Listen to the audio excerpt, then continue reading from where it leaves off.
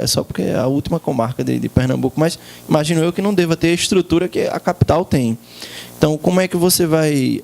É um desafio. Certamente, o maior desafio, principalmente em relação à qualificação de pessoas, vai ser, desse novo CPC, vai ser estrutural, para você ter o mediador não chegar simplesmente e dizer, ó, tem acordo, não tem, acabou, passa para a próxima audiência, e apenas ficar algo figurativo.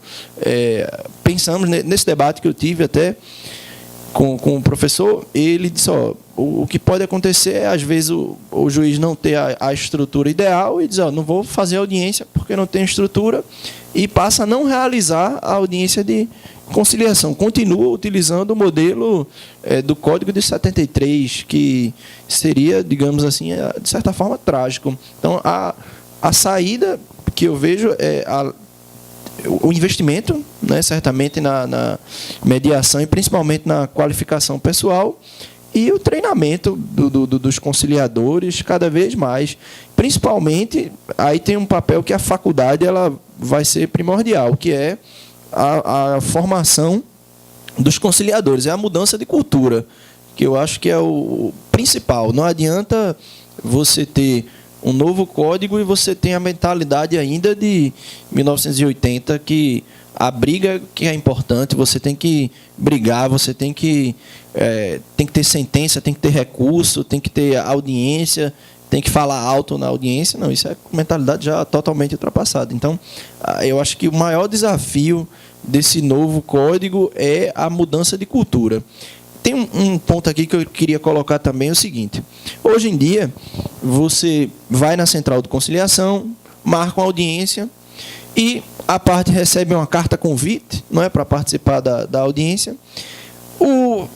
A parte requerida, digamos assim, o demandado, né, apesar dele não ser demandado ainda, mas a parte convidada, ela olha a carta e diz, não vou faltar. O que é que acontece? Nada. Simplesmente nada. O processo é arquivado e ele vai depois se dirigir ao judiciário. Mas o novo código, ele já traz uma sanção para a parte que falta injustificadamente a audiência. Ele já pune com multa de 2%, não é, sobre o valor da causa. Então, se a parte ela é convidada, recebe a carta convite da central de conciliação para um processo e simplesmente não vai, porque não, hoje ele trata apenas como uma mera audiência de conciliação, ele vai ser punido. Então, veja que, de certa forma, a parte vai ser coagida a ir para a audiência de conciliação. Não é? Apenas queria colocar essa parte aí, depois eu falo do sigilo. Então, se a parte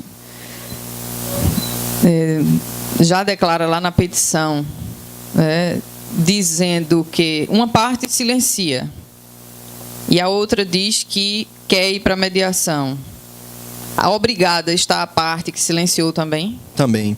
Tem apenas aqui um parágrafo 4º, lá do artigo 334, diz o seguinte: a audiência não será realizada. Então, veja que a regra é que a audiência seja realizada. Então, só não vai haver audiência se ambas as partes manifestarem expressamente desinteresse na composição consensual. E o inciso 2 é quando não se admitir autocomposição. Então, tirando essas duas hipóteses, todas as outras hipóteses vão, obrigatoriamente, o juiz deve marcar a conciliação. Então, só para termos uma ideia, eu ajuizei uma ação de reintegração de posse e tem 9 réus. O juiz não desmembrou o processo, 9 réus. Dos 9,